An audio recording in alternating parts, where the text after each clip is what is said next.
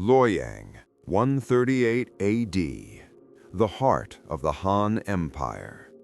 Inside the emperor's palace, the silence is so heavy you can almost hear the dust settling on the silk tapestries. No wind stirs the curtains, no chandeliers sway. To the naked eye, the world is perfectly, unnervingly still. Did anyone in the capital feel a tremor? Not a soul.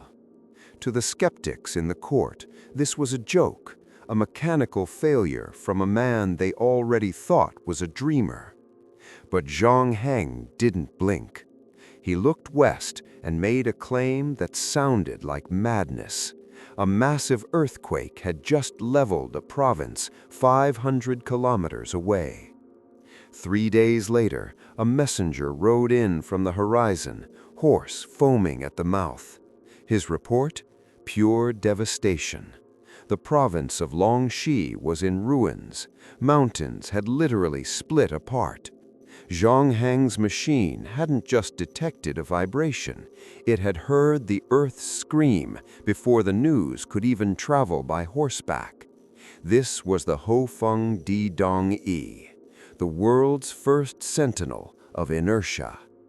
But how did a device made of simple bronze and gears achieve a level of sensitivity that modern science wouldn't replicate for nearly 2,000 years? And more importantly, why was its secret so dangerous that it had to be buried with its creator? To understand this machine, you have to understand the terror of the Han Dynasty. In ancient China, the emperor wasn't just a politician. He was the son of heaven. His right to rule, the mandate of heaven, was tied to the very stability of the cosmos. Was a tremor just a geological event? Absolutely not. It was a divine performance review. An earthquake meant the emperor was losing his grip. It was a signal for rebels to rise and for rivals to strike. This made Zhang Heng's invention the most dangerous object in the empire. If he could predict a quake, he could predict a revolution. In a court filled with backstabbing eunuchs and power-hungry ministers, information was more than power. It was a death sentence. The stakes couldn't have been higher. If a disaster hit the border and the emperor didn't know for weeks, he looked weak, disconnected, abandoned by the gods. Zhang Heng needed to build a sentinel, a machine that could filter out the noise of the city, the thud of carriage wheels, and the tramping of soldiers, to find the one frequency that mattered, the low, guttural pulse of a shifting tectonic plate hundreds of miles away. But to do that, he had to master a force of nature that wouldn't be named for another 1,500 years.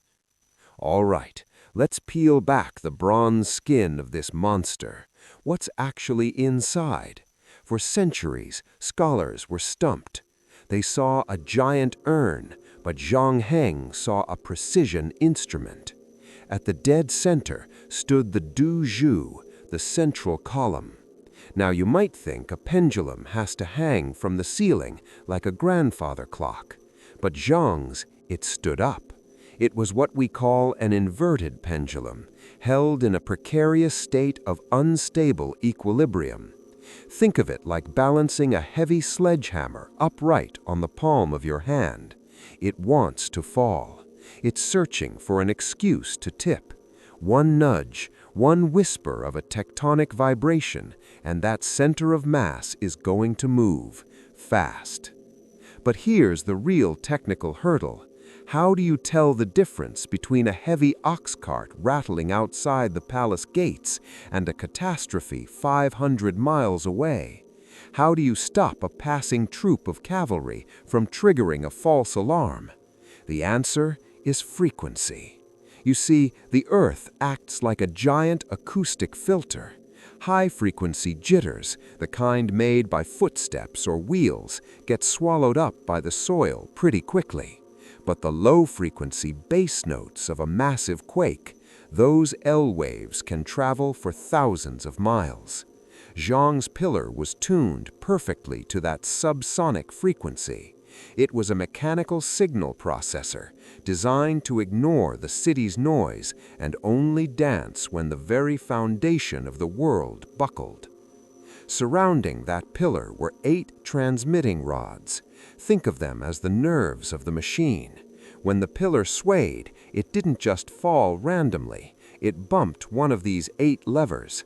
That lever acted as a bridge, carrying the momentum to the dragon's jaw on the outside.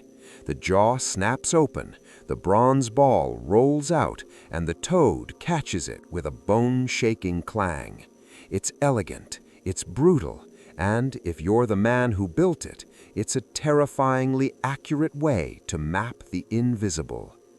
But if the science was so solid, why couldn't we make it work again? For over 1,000 years, this machine was a technical ghost. In 1951, a famous scholar named Wang Zhongduo tried to bring it back to life. He built the gorgeous replica you'll see in most museums today. The problem? It didn't actually work. His design used a suspended pendulum hanging from the top, and it was about as sensitive as a slab of concrete.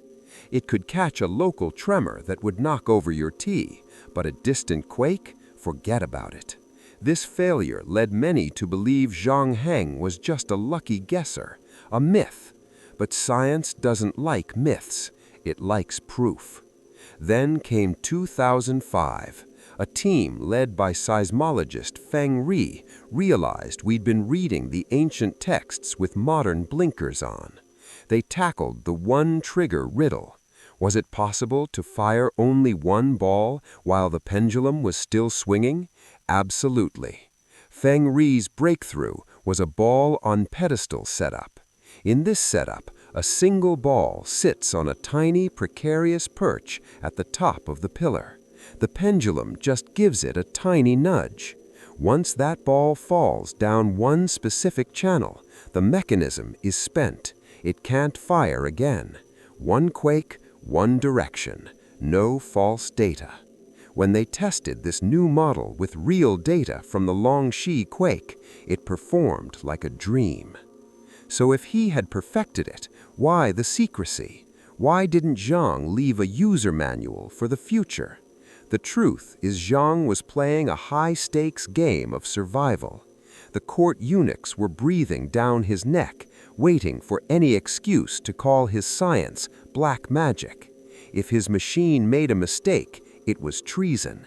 If it was too accurate, it was sorcery.